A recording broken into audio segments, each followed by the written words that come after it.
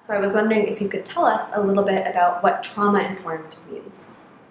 Well, trauma-informed means creating spaces and creating practices, in my situation, because I'm a yoga therapist, that support an experience of safety for people who are, in particular, moving through the somatic aftermath of traumatic experience. These practices aren't just for people who have experienced trauma. But you could consider that we're all trauma survivors to a greater or lesser extent.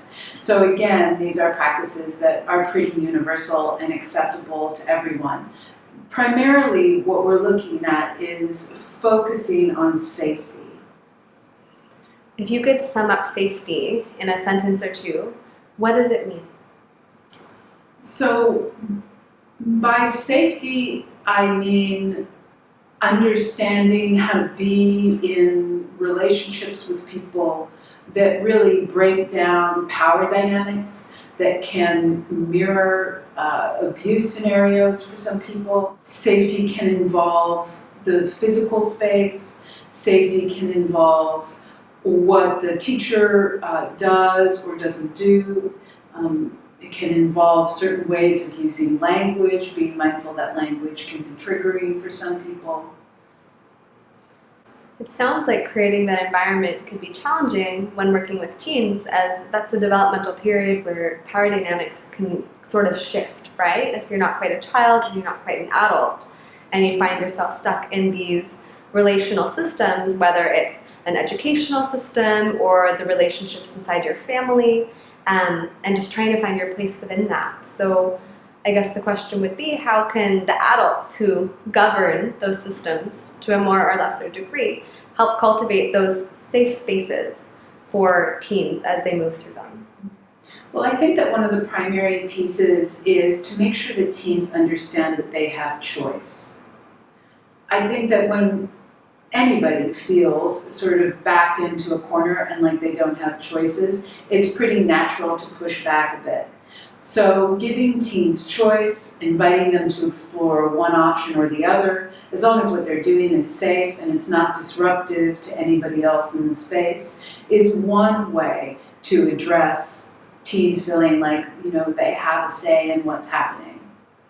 Yeah, I noticed that you use that language of choice, especially in the movement practice that you just walked us through.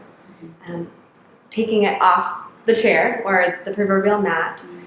Do you have any suggestions for incorporating that language of choice in the relationships?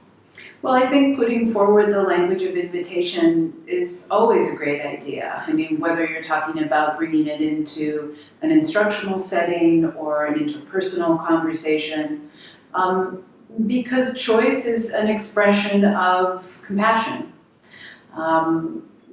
When we invite someone to do something, we really give them a lot of freedom to say yes or no, and to support them in feeling empowered about making choices for themselves. Yeah, so linking back to the aspects of heart-mind well-being, right? That links directly to compassionate and kind, that offering our teens choices is offering them compassion and allowing kindness to kind of blossom within that context. Yes, absolutely. Would you be able to speak a little bit more to feelings of security created through that?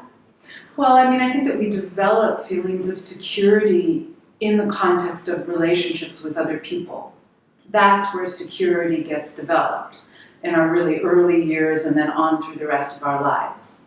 So if we're in relationship with someone who's giving us choice and supports us to make choices and has us feel empowered to go out into the world and to make mistakes sometimes and still come back and have that be okay, then that supports our experience of feeling more secure in the world. Yeah, it totally does. Bringing the movement and the breathing practice into daily life when it's not necessarily been a part of routine. Mm-hmm. Do you have any tips for that? Yeah, I think that it's important to consider that you don't have to practice these breathing techniques or movements in a really rarefied or special environment.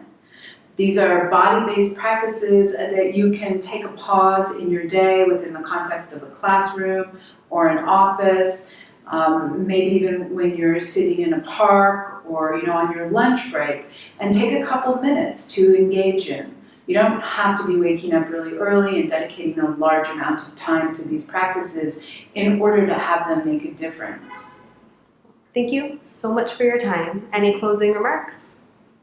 No, it's just been great to do this. Thank you. Thank you so much.